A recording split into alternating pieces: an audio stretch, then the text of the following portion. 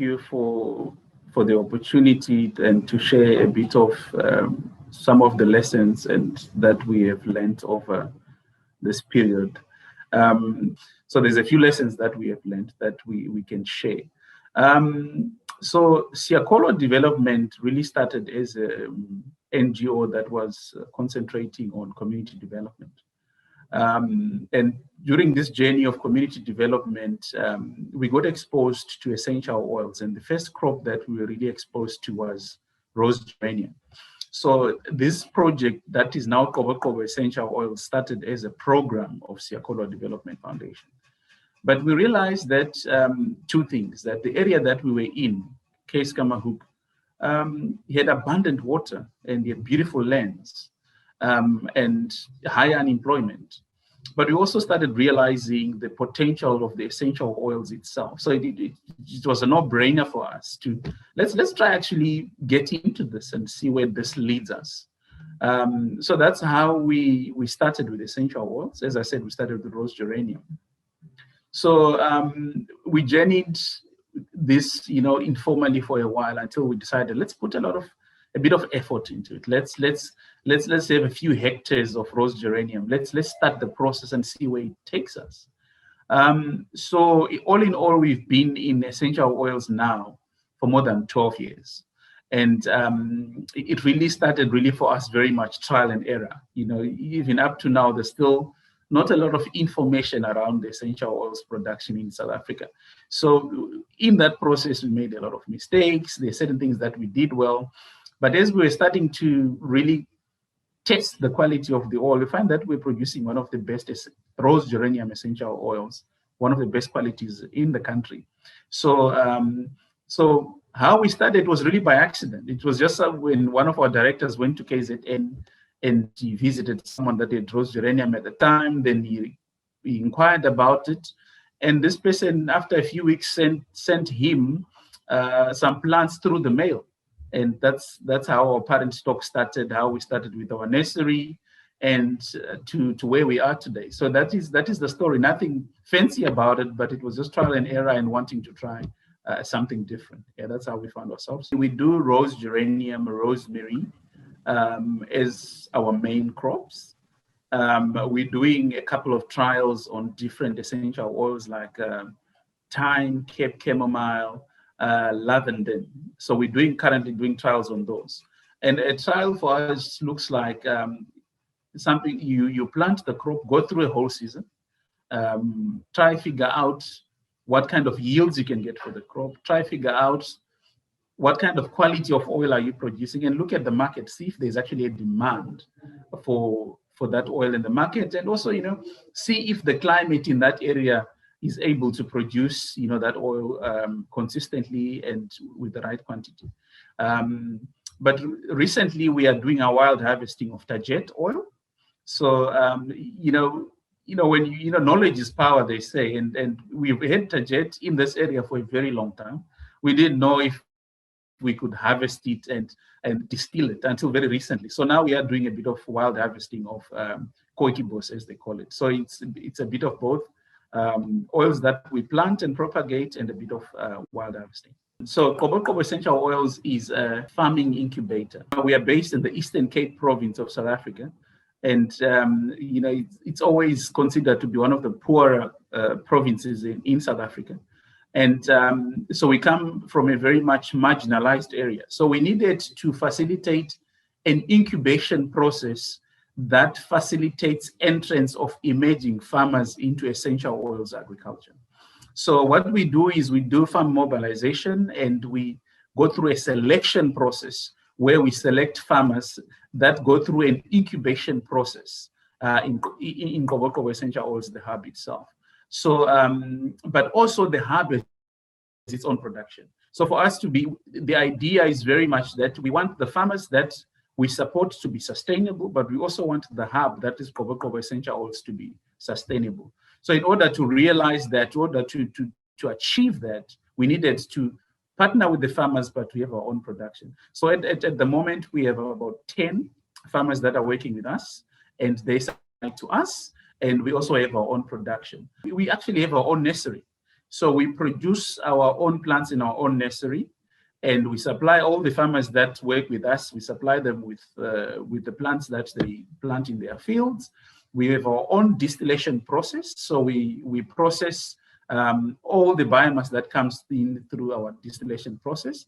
But one of the new things that we discovered in the last 2 years as well is the potential of not exactly essential oils, but the potential that can come out from drying the rosemary biomass itself. So it's a bit different from essential oils, but we have embarked on that. What's important is, number one, having the correct genetic material. One thing that when you are in this industry, that you realize very fast is that it's not easy for a producer to have all the information that is required or necessary to survive in this space. There is a greater need for collaboration. So we work with scientists, we work with experts in the industry that are able to guide us in this process. Because I mean, we planted maize, and maize is pretty straightforward. But when you start talking about the correct genetic material, you may get something that looks like the correct thing, but that's not necessarily the correct thing. So when you collaborate, you're able to go to other producers and say, this is what I'm looking for. And actually go through a process where you can verify that you've got the correct plant genetic material. And there's several ways in which you can do that. But then when we have verified, we then take whatever genetic material and we start reproducing and making cuttings out of that genetic material, and we reproduce that in our own nursery. So that is a very critical part of the whole process. There have been producers locally that have gone through a whole process of understanding that they have a certain genetic material, only to find out when they're supposed to harvest that, one, the oil is not coming out because the material that they have is not meant for that. So there is need to partner with people that know, that they have journeyed before, and saying, is this the correct thing? Or how do I know I've got the correct thing? You visit other farmers and you go through that process. You get some of the oils tested themselves to see if it's got the right profile. So that is critical to make sure that you don't want to waste a lot of money reproducing the plants in your nursery, putting it in your fields, and only to find out that you don't have the right genetic material. Research around essential oils, and there are researchers that are actively in the space. I mean, if you in South Africa, there's SAYOPA that is actively engaging in the space. And I think for a while we even went back to our rose geranium story. There is what they call the off type, and we had part of this, and we didn't even know we had it until we invited someone in the know to come and visit us, which is critical. So the part about visiting other farmers and being visited enables you to be able to have people that will look at and say, okay, but what is this and how does this work? And they take samples and get them tested and give you feedback. So I think you really being part of that network and knowing that there are people in the know, because one of the challenges as well is it's not always easy to access information in this space. I'll say that up front. And so some of the providers are quite, they want to keep information to themselves. I don't know if this is just a trade thing or you make sure you're the only one that's producing. I don't know, but I've certainly picked that up. But we are an incubator. So our process involves sharing information. Our process involves empowering other people to come into the industry. We have a bigger view of the industry growing in the Eastern Cape, not just of ourselves growing. So we don't want to have a monopoly on information or anything. So certainly our approach is to empower whoever we can. And we kind of expect that from anyone else that we work with, and we are upfront about that. And I think we have been fortunate that we've had people share their knowledge with us, which we are really grateful for, because as I said, we don't always know it all. So we invite other people. There are certain platforms where we can get things tested or plants tested, where we get our oils tested. We try to use those platforms as much as possible. Then when you do a soil test analysis, you are able to see what the soil is able to do on its own and what you need to do in order to feed it to get optimum results. But what we also realized is, we were community developers. We were not necessarily very good farmers. So what we decided was we needed to get a farmer involved, like a person that actually understands farming, to be part of the incubator. So we've got a consultant that spends 2 days of their time in our farm weekly. So they bring certain knowledge and expertise that really zooms into those areas and say, when the soil test says this is what it means. When they go into reading about the requirements, they have a better understanding of the information better than we do. So we make sure we depend on experts to be able to do that. And also, in any crop that we embark on, we do a bit of reading on it before we start to figure out what kind of areas it thrives. But I mean, what I'm beginning to realize is there's a very scientific, very research-based approach to essential oils agriculture. And one needs not to neglect that side to make sure, I guess any agriculture in general is really becoming about information and how you can use the information and knowledge to succeed. So we depend on such processes and people that have more knowledge than us. As I said, we have a consultant that really assists us in that side of things. Every crop is different from the others. So you will know, I think with rosemary, and when it flowers, when it begins to flower, it's time to harvest it. So that those are just some of the small little things. But generally, you harvest because of the height of the plant, because basically you want to get biomass that you distill. So when it grows to a certain height, and depending on obviously the harvesting method that you are using, a certain height triggers you to get to realize now it's time to harvest. So some it's got some crops, it's specific things, but some it's just like you see it's big enough to be harvested, and it's high enough to be harvested, and you harvest it. So that's what we do with the ones that we are working on, and with wild harvest of Koikibos. That's a very, you get that for 2 months of the year, and it comes in very quickly and it goes. When it's ready, it's ready and it's green, and you go in there and harvest, and you have to do it quickly because you only have a 2-month window really. So you do as much as you can, and it starts drying. You realize maybe by end of May it starts really drying up. Then you need to stop harvesting that.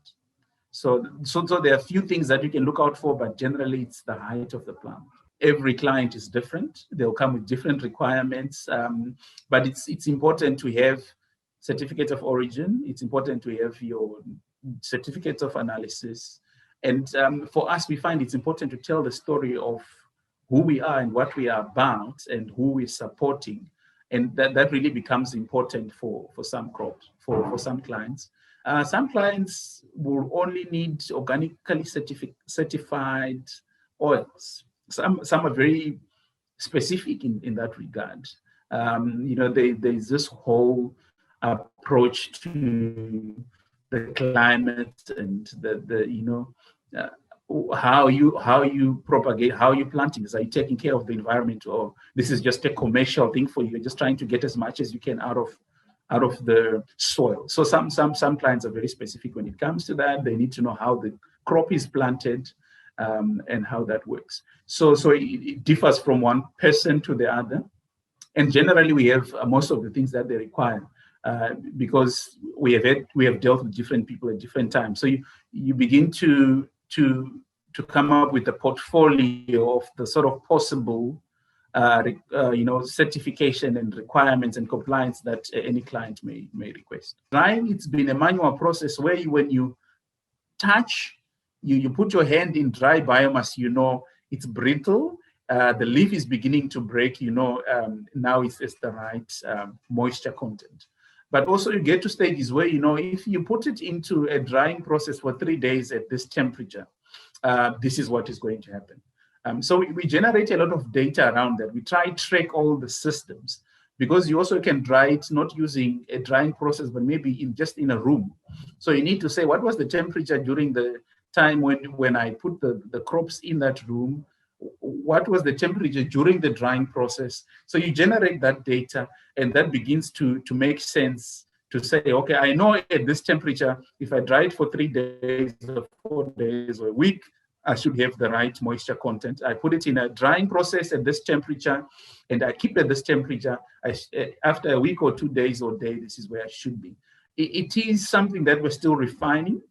Said we've paid a lot of school fees. We've done both. We've done very high temperatures, and we end up with losing the active ingredient that you look for in the dry matter. So, but it has been trial and error, and I think we are getting to it now, getting to the right process, standard operating procedure. That can be problematic, ensuring that the quality is the same, because with dry harvesting, we also try incorporate, harvesting from the communities themselves. One would want the communities to benefit. So there's an element where now you will have different people that have, that some cut too high, some too low, some also cut material that's not necessarily supposed to be in there. So that needs a high level process of screening and ensuring that the distillation process ends up only with what you require. So there is a process there. But every batch that comes in, we make sure it's checked before it's just thrown into the pot. We make sure it's separated. If you end up with a bit of grass instead of the cookie-boss itself, we make sure that's chopped down. But we also prescribe the cutting height. So we tell the cutters up front, this is the height that you need to cut the crop at. Try not go lower or too high. And there's always going to be someone who cuts too low or someone who cuts too high. But before we put it in the distillation process, as I said, we make sure that process is corrected before it's distilled. Also, we batch the oils from the same area together. So like now with the Cookie Boss, we were harvesting from 3 different areas. We don't mix those oils. We batch them from each area. So if you got biomass from East London in the same area, we make sure that becomes a batch. We got some from the Transkei, we make sure that's a batch, and we got some from Keiskamhoek. And you get it tested as a batch separately as well to see if there's consistency in the oil. And once that is established, you can then see if you're able to mix the oils depending on what you have generated in terms of the actual results. So those are some of the processes that we make sure are in place before we mix the oils, because the compounds or the profiles may be different. In our process, it's steam distillation.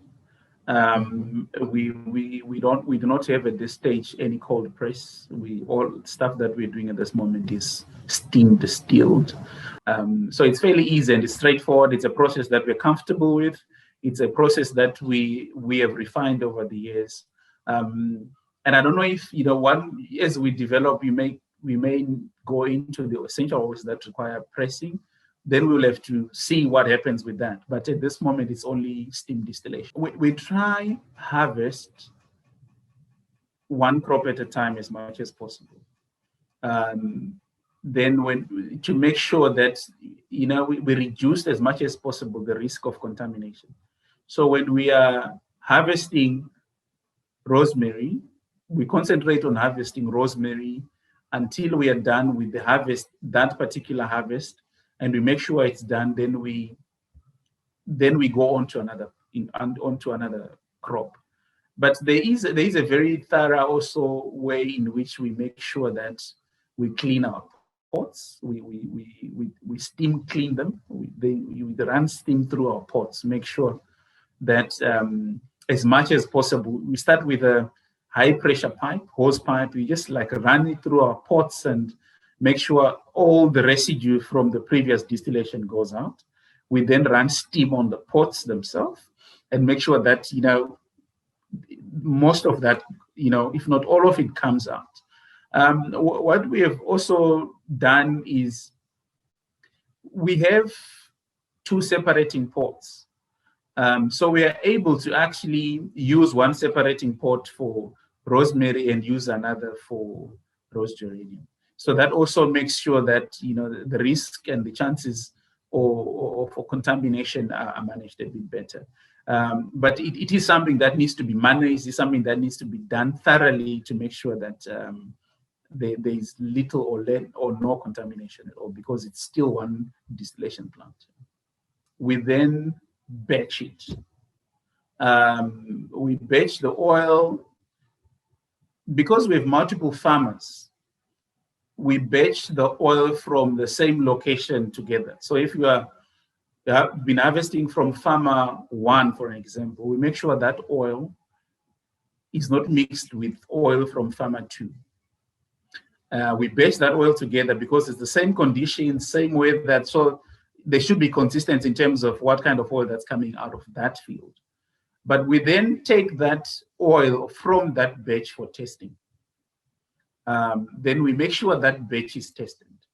And then, because there has to be a high level of traceability, one needs to be able to, when you're looking at even a 10 ml bottle that we sell on our website, or 5 kilograms of oil sitting in an aluminum canister in our warehouse, one needs to be able to trace where that container came from.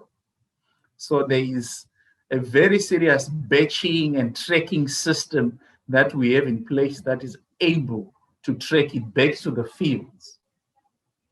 So once that batch has been tested, then we now have call it scientific evidence through the certificate of analysis to say this is the oil profile. It is then the oil profile that we send to clients when they request certificate of analysis, and we know it's from a specific batch. So if this client is happy with this batch and happy with this test, then we then sell them the oil that is based on the batch that we tested. That's how we do it. So thank you for the opportunity.